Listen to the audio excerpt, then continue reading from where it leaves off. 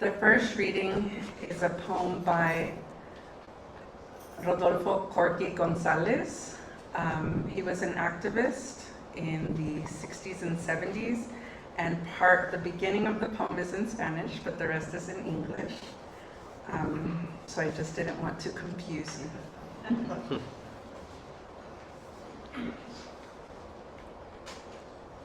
Yo soy Joaquín, perdido en un mundo de confusión, atrapado en el remolino de una sociedad gringa. Confused by the rules, scorned by attitudes, suppressed by manipulation, and destroyed by modern society. My fathers have lost the economic battle and won the struggle of cultural revival. And now, I must choose between the paradox of victory of the spirit despite physical hunger, or to exist in the grasp of American social neurosis, sterilization of the soul, and a full stomach. Yes, I have come a long way to nowhere, unwillingly dragged by that monstrous, technical, industrial giant called progress and Anglo success. I look at myself, I watch my brothers, I shed tears of sorrow, I sow seeds of hate. I withdraw to the safety within the circle of life, my own people.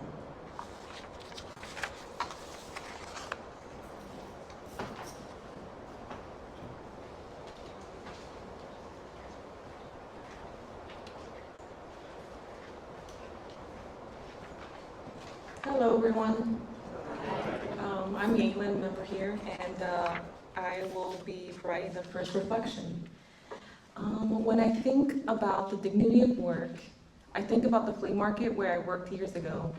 I want to describe it to those who haven't been. The flea market is full of color, sound, and movement of my community. People sell everything: fresh fruit, Mexican, Honduran, and Salvadorian food, clothing, tools, and even religious items. But this isn't just a place to shop. It's also a place where many people have created their own way forward. I know this because I saw it and I lived it. Many of the vendors there cannot work in a traditional job because of their immigration status. And I worked there myself starting at 13 years old because of my age. Instead of giving up, people find their way.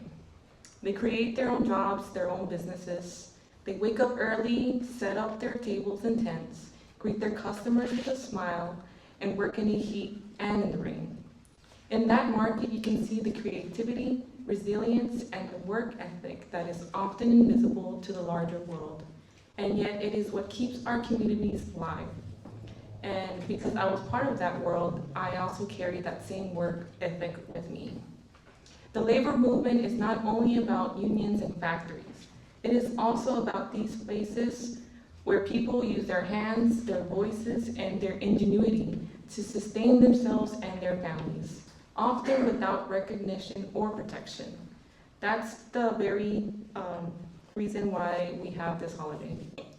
And in Texas history, there is a name that reminds us of these struggles for dignity and justice have existed for generations. Emma Yuka. Her words and her courage still speak to us today. Thank you.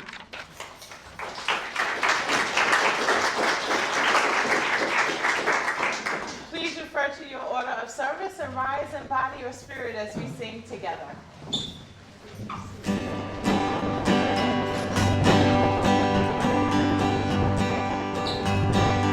No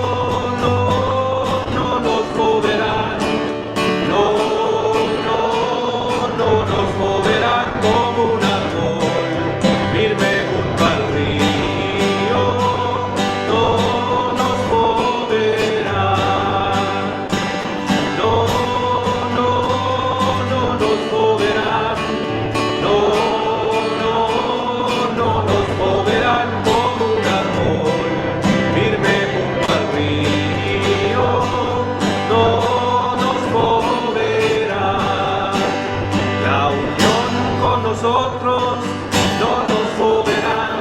La unión con nosotros, no nos moverán como un árbol firme junto al río, no nos moverán. No, no, no nos moverán. No, no, no nos moverán como un árbol firme junto al río. No nos moverán. Unidos ganaremos, no nos moverán. Unidos ganaremos, no nos moverán como un árbol firme junto al río. No nos moverán. No, no, no nos moverán.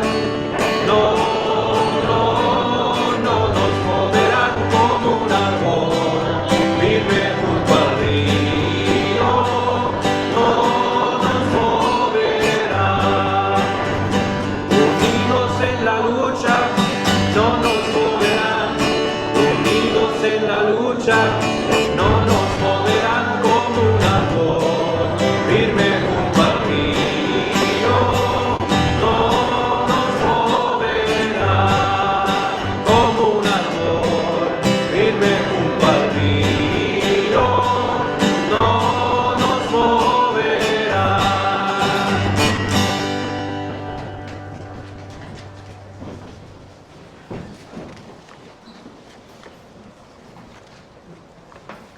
Good afternoon.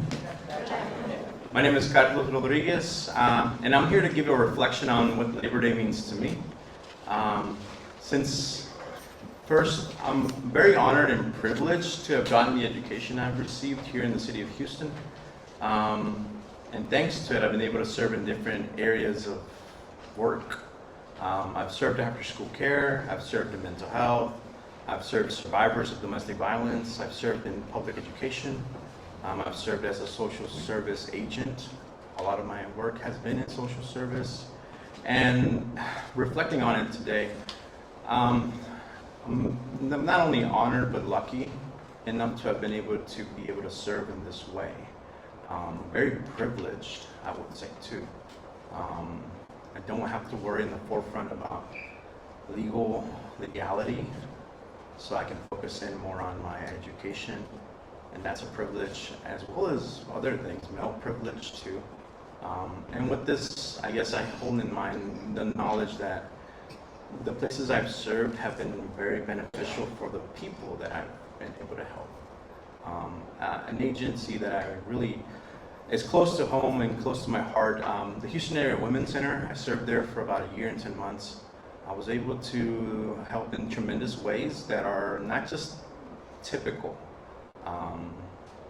There was a child born in the shelter, and I was able to support the mother in that process. And honestly, it's something that came out of the blue. I didn't expect to help deliver a baby that day. But yet, honestly, I was needed there. And I guess I gotta thank God, to be honest, for making me able to be present and a pillar of support for people along the way. The last year I served as a high school teacher at Cesar Chavez High School, and I was very lucky and fortunate enough to serve there for students. Man, I'm remembering a lot about them this week. All the little compassionate and thankful gratefulness they've shared with me, letters, moments of just music and sharing, and honestly, I'm like I said, I'm very lucky, and the work that I've done is very meaningful to me. And for this Labor Day, this is my reflection, stating that not only do I have the privilege, but the honor to be able to serve in different pockets of the city of Houston, and I can't be any more grateful for that. So thank you for this city, and thank you for this church for giving me a voice to speak and share that a little bit here today. And hopefully moving forward, who knows, maybe I'll go into technology. That's really what I want to do next. So we'll see where it goes. But either way, thank you for being here.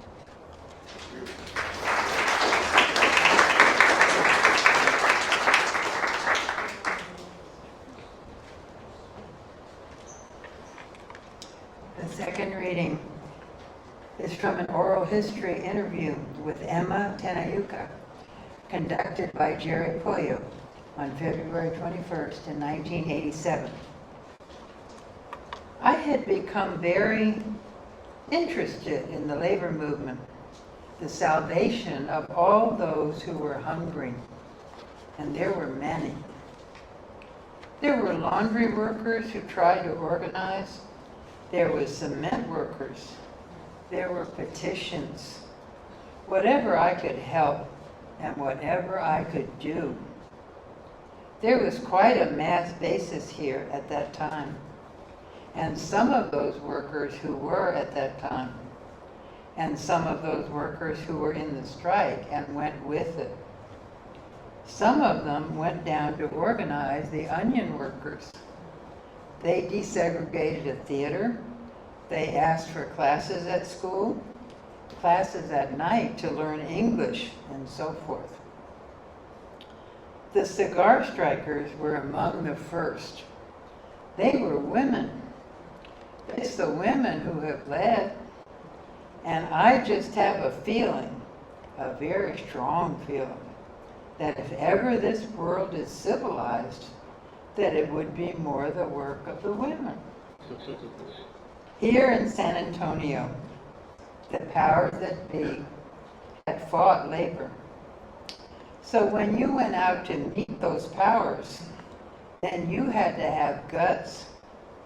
Any effort of the Mexican workers to organize was met with brutal force from the very beginning. Here ends the second reading.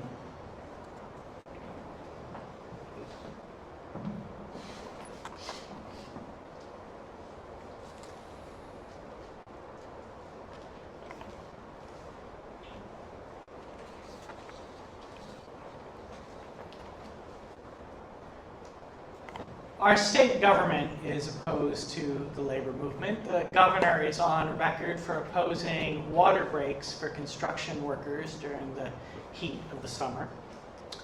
The federal government is no better. Just this week, the president stripped hundreds of thousands of workers of their right to union representation. Under such conditions, holding a service celebrating union music and the contributions of working people becomes a small act of resistance. Each week we talk about living amid the great cloud of witness and memory. At a time when the president and the governor have both launched wars on the real history of this country, it becomes ever more important to lift up those who they would erase from that cloud of witness and memory. There's no question that their attempts to remove truth from classrooms and museums have a clear purpose. They're trying to convince us that the good things in life are gifts, are from the powerful. The ability to support our families, the right to vote, the end of slavery, all things that ordinary people have struggled to win at great cost over the last centuries are somehow cast as generosity, acts of generosity from the most powerful. We're meant to forget that the wealth of this world is not the product of the labor of the majority of the people of the world. It is instead portrayed as something that the powerful have produced on their own. We celebrate a different reality on Labor Day. Remember that the good things in life are not free. They are things that many of our ancestors, in blood or in spirit, fought and even died for. For my part, I always take time on Labor Day to remember that one of the reasons my brother and I had a good life growing up was because my mother was very active in her labor union.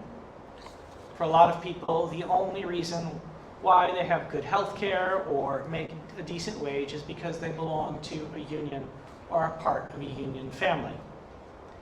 This Labor Day, with his assault on unions, the president is trying to get us to forget that reality. He does not want us to remember the words of Frederick Douglass: "Power concedes nothing without demand." Unions have long been the principal way that working people have come together to make demands upon their employers. Providing a place for this truth and other truths that the president and the governor want to erase can continue to be, want to erase, is one of the things that it means to live in a great cloud of witness and memory.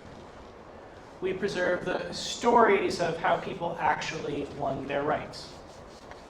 Labor Day is a day for preserving those stories. What stories do you know about the labor movement in Texas? Do you know the name Emma Tenayuka? Want to tell you a little bit about her. She's someone we should remember. She was born in San Antonio in 1916. Her grandparents were revolutionaries. She was devoted to what she called the salvation of all of those who are hungry. In the 1930s, she organized Mexican Americans and Mexican immigrants. It was a dangerous choice.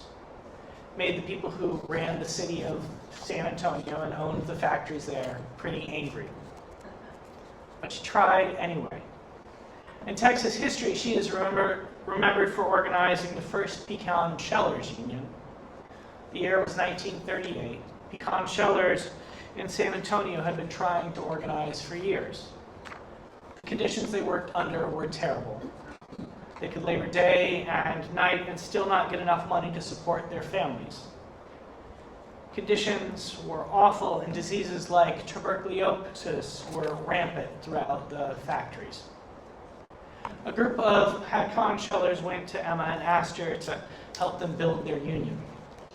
She had a reputation for being a good organizer already.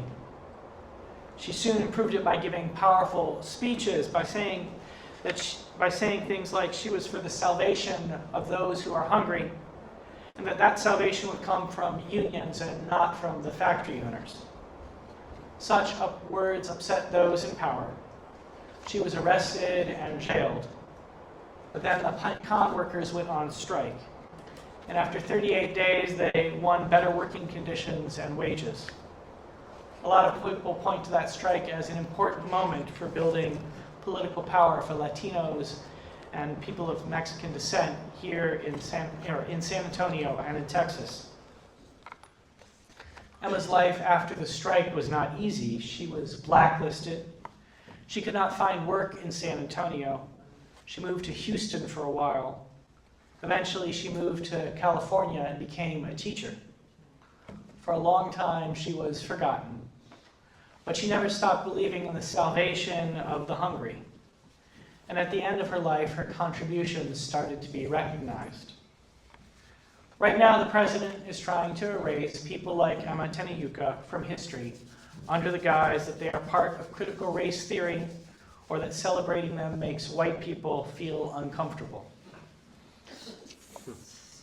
This Labor Day, it's important that we remember Emma and lift up others like her. They can inspire us and future generations. They can help us remember that power concedes nothing without demand. So today we say, Emma Tenayuka, presente.